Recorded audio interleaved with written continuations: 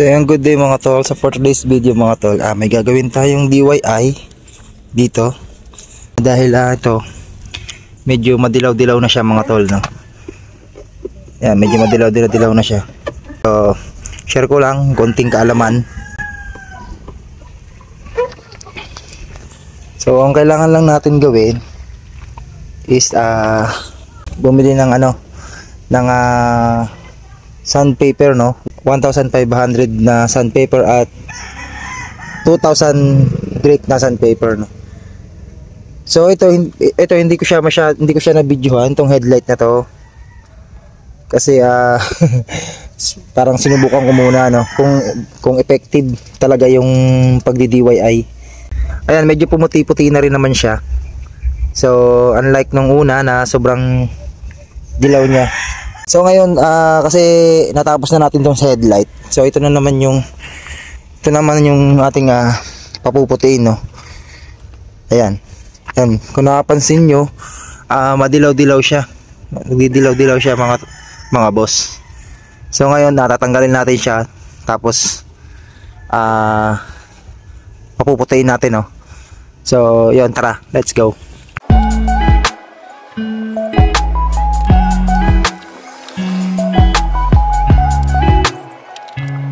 So mga tol, kung napapansin nyo mga tol, naninilaw na siya, no. Nag-yellowish siya. So ngayon, ang gagamitin natin is sandpaper lang na 1,500 at saka 2,000. At syempre, gagamit tayo ng 3M rubbing compound. Ayan, so tara, let's go. Simulan na natin.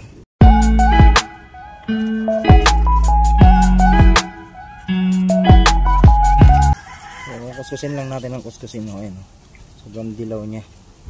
So yan yung naninilaw. So kailangan talaga natin siyang lihain.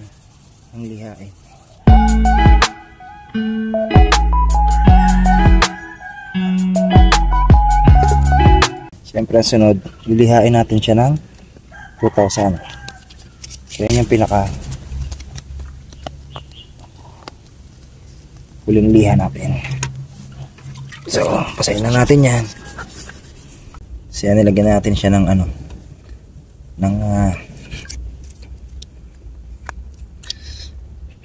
3M na rubbing compound.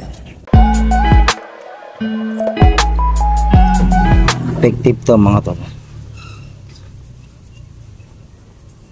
So hindi na tayo para pumunta pa sa mga shop para magbayad. Alam nyo ba na ang presyo nito sa mga shop is sa isang headlight is 800, no. So 1.5 yung dalawang headlight. So kung kaya naman nating mag DIY, may oras tayo, pwedeng tayo na lang inis, sandpaper lang tapos rubbing compound, yun lang.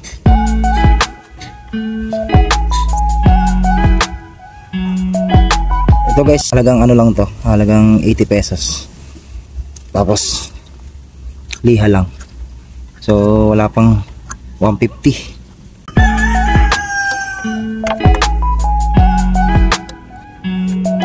Ayos na mga boss, luminaw na siya. Wala na yung kanyang paninilaw. So tara, kabit na natin. Ayan mga tol, pumatira siya, wala na yung kanyang pagkaka-yellowish. Kunting tsaga-tsaga lang paglilinis. So ito nga pala yung una kong binili na fake siya. So ang nangyari nung in-spray ko siya sa headlight is parang namumuti, na parang naluluto. Kasi yung headlight ng auto ko mga boss is hindi siya salamin, no. Para siyang para lang siyang may pagka-plastic. So ito ay hindi ko siya masyado recommended. Kaya hindi ko na siya ginamit. So sinunod ko na lang yung pinanood ko sa YouTube nag-research ako kung paano siya mapapawala yung pagka yellowish niya, no. So ayan yung resulta ng ano. Ayan. Kita na yung loob niya, mga tol. So nung umpisa talaga naninilaw siya. Tapos dito sa kabila halos hindi na makita yung loob. Hindi na makita yan. So ayan, hindi ko na nabidyohan kung paano ko siya nalinis kaninang maga eh. So ito yung nabibili sa online shop. Medyo sablay ako dito. Sa ito yung itsura niya, mga tol. Baka mabiktima kayo na ito eh. Ayan. So mas effective tong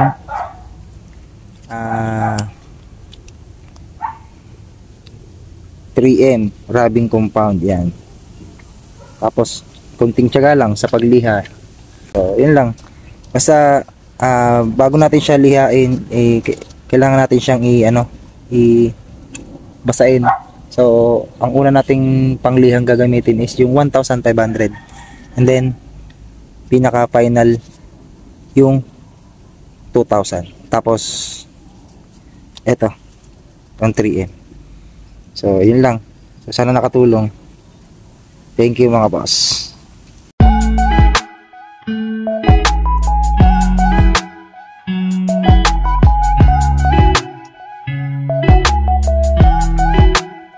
Thank you.